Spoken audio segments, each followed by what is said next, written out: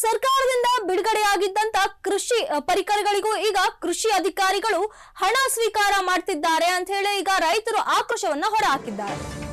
ಕೃಷಿ ಸಚಿವರೇ, ನೀವು ನೋಡ್ಲೇಬೇಕಾದಂತ ಸ್ಟೋರಿ ಇದು.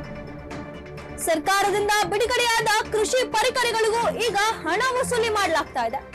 ರೈತರಿಗೆ ಧೋಖಾ ಮಾಡುತ್ತಿರುವ ಕೃಷಿ ಅಧಿಕಾರಿಗಳು.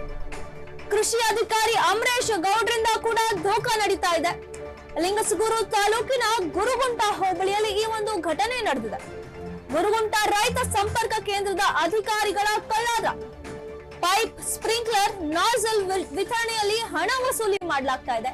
ಪ್ರತಿ ರೈತರಿಂದ ಜೆರಾಕ್ಸ್ ಪ್ರತಿಗೆ 300 ರೂಪಾಯಿ ಹಣ ವಸೂಲಿ ಮಾಡಲಾಗ್ತಾ ಇದೆ.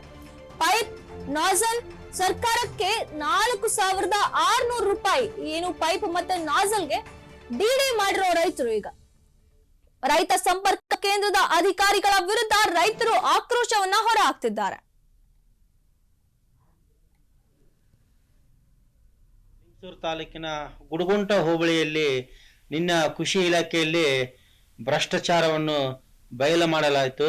ನಿನ್ನ ರೈತರಿಗೆ ಸಿಗಬೇಕಾದ ಮೆಟೀರಿಯಲ್ ವಸ್ತುಗಳನ್ನು ಸ್ಪ್ರಿಂಕ್ಲರ್ ಆಗಿರ್ಬೋದು, ನ್ಯಾಜಲ್ ಆಗಿರ್ಬೋದು, ಪಂಪ್ಸೆಟ್ ಆಗಿರ್ಬೋದು, ಗೊಬ್ಬರ, ಬೀಜ, ಪ್ರತಿಯೊಂದು ವಸ್ತುಗಳು ಸಿಗಬೇಕಾದ ರೈತರಿಗೆ ಅಲ್ಲಿದ್ದ ಅಧಿಕಾರಿಗಳು ರೋಷಾರೋಷವಾಗಿ ಪಬ್ಲಿಕ್ ಅಲ್ಲಿ ದುಡ್ಡನ್ನು 300 ರೂಪಾಯಿ ಬೇಡಿಕೆ ಇಡ್ತಾ ಇದ್ದಾರೆ. 300, 400, 200 ಅವ್ರೆಷ್ಟು ಇದು ಇರ್ತೋ ಅಷ್ಟು ಅವ್ರ ಮನುಷ್ಯ ಬಂದಷ್ಟು ದುಡ್ಡು ಬಯಲಿಗೆ ಇದು ಕೇಳ್ತಾ ಇದಾರೆ. ಲಂಚ ಇಷ್ಟೇ ಕೊಡ್ಬೇಕು.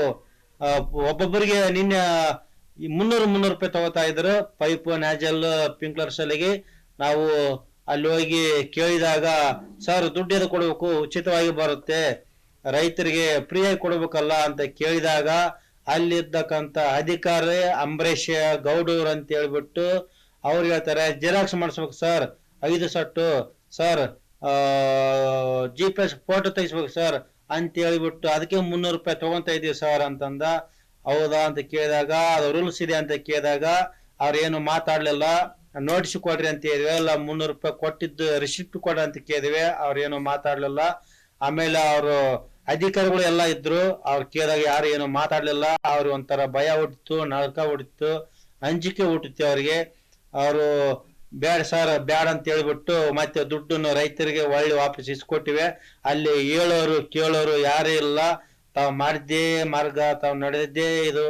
ಅಲ್ಲಿ ಒಬ್ರದ್ದು ಭಯ ಇಲ್ಲ, ಅಂಜಿಕಿಲ್ಲ, ರೋಷಾರೋಷವಾಗಿ ಪಬ್ಲಿಕ್ ಅಲ್ಲಿ ದುಡ್ಡು ಕೇಳ್ತಾ ಇದ್ದಾರೆ ಭ್ರಷ್ಟ ಅಧಿಕಾರಿಗಳು. ಇವ್ರ ಮೇಲೆ ಸೂಕ್ತ ಕ್ರಮ ತಗೋಬೇಕು ಸಂಬಂಧಪಟ್ಟ ಅಧಿಕಾರಿಗಳು. ಇವರನ್ನು